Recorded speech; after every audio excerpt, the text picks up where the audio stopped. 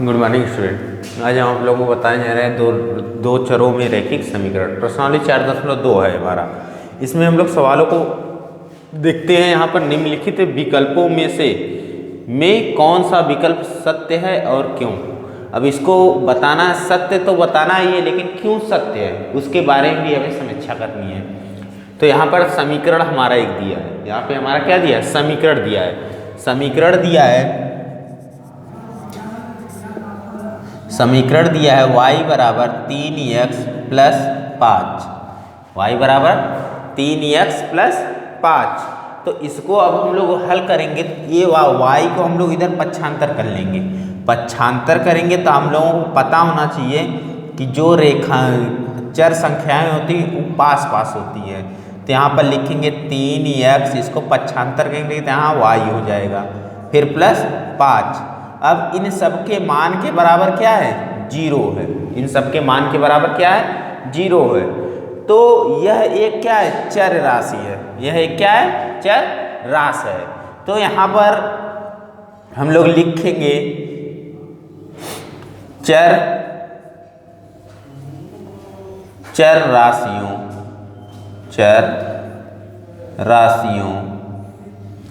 राशियों में रैखिक समीकरण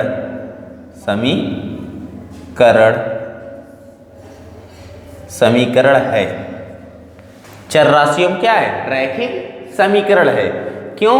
क्योंकि यहाँ पर हमारा जो मान आ रहा है वह किसके बराबर आ रहा है? 0 के बराबर आ रहा है। लेकिन अगर हम लोग इसको चर संख्याओं को अलग करेंगे और क्या नाम अचर संख्याओं को अलग करेंगे तो यहाँ पर आएगा 3x माइनस वाई बराबर 0।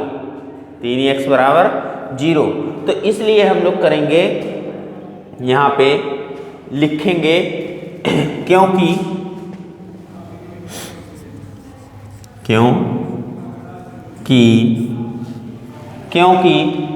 यक्स के हमारा यहाँ पे क्या है? यक्स है। यहाँ पे हमारा क्या है? यक्स के प्रत्येक मान के लिए यक्स के। अब यहाँ यक्स के अब हम लोगों का है प्रत्येक मान 9।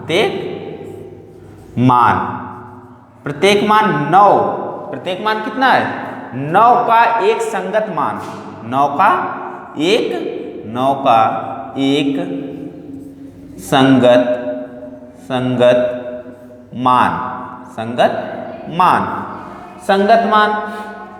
संगत मान होता है। इसका संगत मान होता है। संगत मान होता है। अब हम लोग क्या करेंगे? संगत मान होता है, ये तो हमको पता चल गया कि यक्स का प्रत्येक मान किसके बराबर होता है? 9 के संगत मान के बराबर होता है। अब हम लोग करेंगे यहाँ पर संगत मान 9 और विलोमतः है। यह क्या है? एक विलोमतः होता है। यह एक विलोमतः होता है, मतलब यह एक उल्टा होता है। उसका क्या होता है? उल्टा होता है। तो यहाँ पर हम लोग लिखेंगे और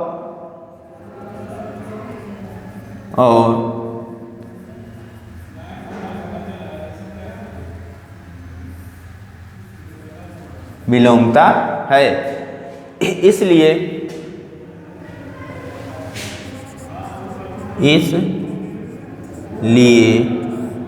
यह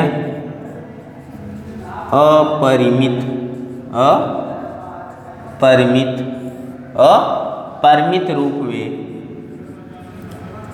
रूप से अनेक हल है। तो यहाँ पे हमारा अपरिमित रूप से हमारा अनेक हल, मतलब ये भी हमारा आंसर सही हो जाएगा, ये भी हो जाएगा। और वहाँ पर क्या है? इसका थर्ड ऑप्शन हमारा सही होगा। थर्ड ऑप्शन क्या होगा? सही होगा। तो यहाँ पर हम लोगों को पता चल गया। अब यहाँ पर हमारा है दूसरा सवाल हमारा बोल रहा है निम्नलिखित समीकरणों में से प्रत्येक समीकरण के 4 हल लिखिए। प्रत्येक समीकरण के कितने हल लिखने हैं? 4 हल लिखने हैं हमको। 4 हल लिखेंगे। तो यहाँ पर पहला समीकरण हमारा दिया है 2x प्लस वाई बराबर 7। अब हम लोग x का मान और y का मान मानेंगे। x और y का मान मानेंगे। तो यहाँ पर हम लोग लिख सकते हैं पहले x का मान बराबर x बराबर यहाँ पर हो जाएगा x बराबर हो जाएगा यहाँ पर Y 7 minus Y, 7 minus Y, और यहाँ पर हो जाएगा हमारा 7 माइनस वाई हो जाएगा।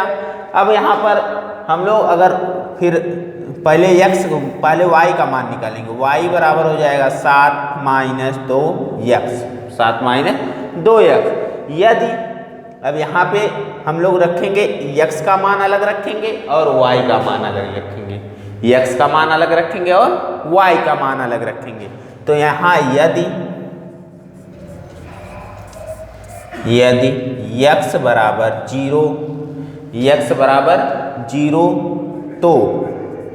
तो y बराबर आ जाएगा हमारा 7 माइनस 2 गुणे 0, और बराबर आ जाएगा हमारा यहाँ पर 0, यहाँ पे आंसर आ जाएगा y बराबर क्या आ जाएगा 7, y बराबर हमारा क्या आ जाएगा यहाँ पे y बराबर 7, y बराबर हमारा क्या आएगा 7 आएगा। उसी तरह हम लोग दूसरा रखेंगे, यदि हमको 4 मान निकालने हैं, यदि x बराबर 1 तो यहाँ y बराबर हो जाएगा 7 माइनस 2 गुणे 1 बराबर, यहाँ पे हो जाएगा हमारा 2 एकम 2, 2 एकम 2, 2 में से 7 को निकालेंगे तो यहाँ पे बचेगा हमारा 5, यहाँ पे क्या बचेगा 5 बचेगा। उसी तरह हम लोग यदि x बराबर 2 तो y बराबर हमारा हो जाएगा यहाँ पे 7 माइनस 2 गुणे 2 बराबर, यहाँ पे 2 दूनी 4, 2 दूनी 4, 4 में से 7 में से 4 को निकालेंगे तो यहाँ बचेगा हमारा 3, और यहाँ पे यदि x बराबर 3 तो y बराबर हमारा हो जाएगा 7 माइनस 2 गुणे 3, 3 दूना 6, 3 दूना क्या होता है 6 होता है, 6 में से 7 को निकालेंगे तो यहाँ हो जाएगा हमारा 7 में से 6 को निकालेंगे तो यहाँ क्या बचेगा 1 बचेगा, यहाँ पे हमारा 1 बचेगा। दिए गए समीकरण में 4 हल निम्न है, दिए गए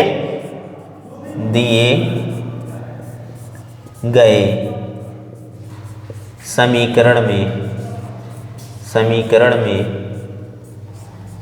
4 हल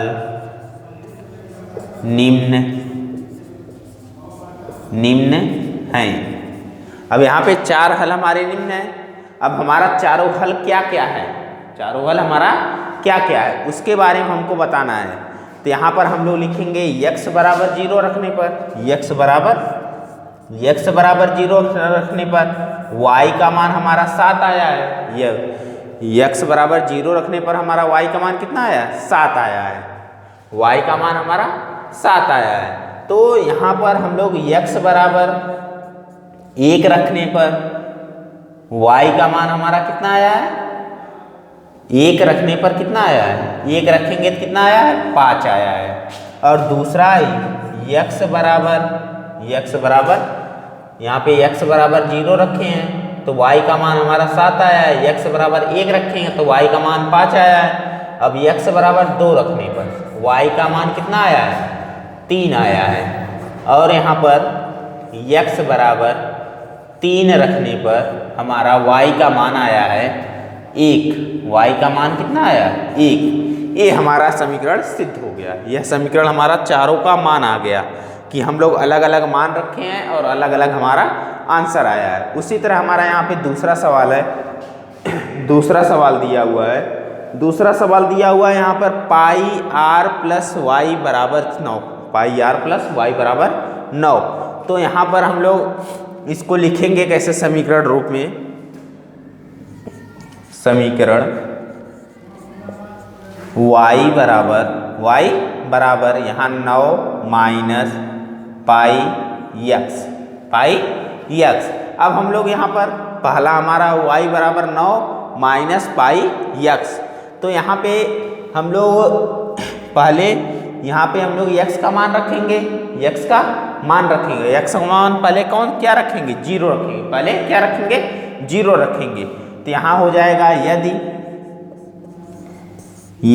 x बराबर जीरो तो y बराबर 9 माइनस पाई गुणे जीरो बराबर यहाँ पर हमारा कितना आएगा 9 आएगा। यहाँ पे हमारा 9 आएगा क्योंकि इन दोनों का गुणांक हमारा जीरो ही होता है। इन दोनों का गुणांक क्या होता है? जीरो ही होता है। और जीरो को जीरो में गुणा करेंगे तो हमारा आंसर कितना आएगा? 9 आएगा। उसी तरह हमारा दूसरा है यदि x बराबर 1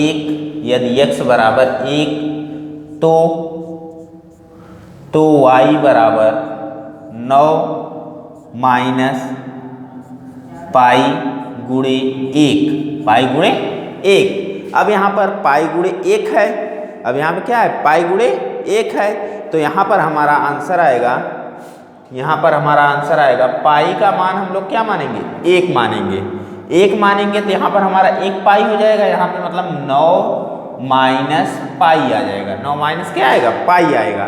क्योंकि यहाँ पर 1 से गुणांक बनाएंगे तो यहाँ पे मान 1 से किसी भी संख्या में गुणा करते हैं तो ये उसका मान क्या आता है? जो संख्या बड़ी होती है वही संख्या हमारा उसका आंसर होता है। तो यहाँ पर पाई हमारा ये अचर संख्या है। अचर संख्या में गुणा करेंगे तो अचर ही संख्या आएगी, कोई दूसरी संख्या नहीं आएगी।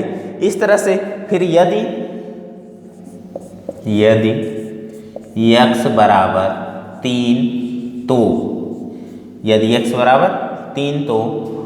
y बराबर 9 माइनस पाई गुणे यदि x बराबर 2 तो पाई गुणे 2 बराबर यहाँ पे आ जाएगा 9 माइनस 2 पाई।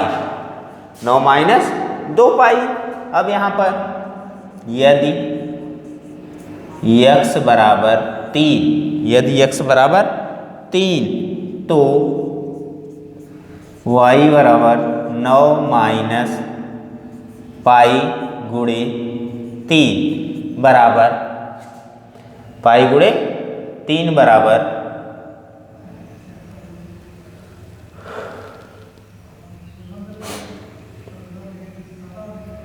यहाँ पे हम लोग पहले -1 मानते हैं। तो यहाँ पे हमारा भी -1 हो जाएगा। अब हम लोग इसमें गुणांक बनाएंगे तो यहाँ हमारा 9 पाई और यहाँ पे क्या हो जाएगा? 9 प्लस पाई।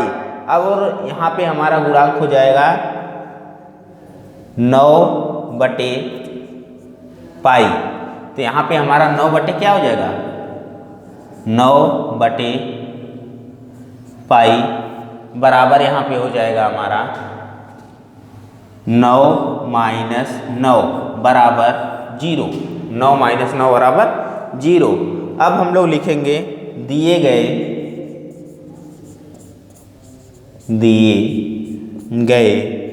समीकरण में 4 हल निम्न हैं। 4 हल हमारे क्या हैं? निम्न हैं।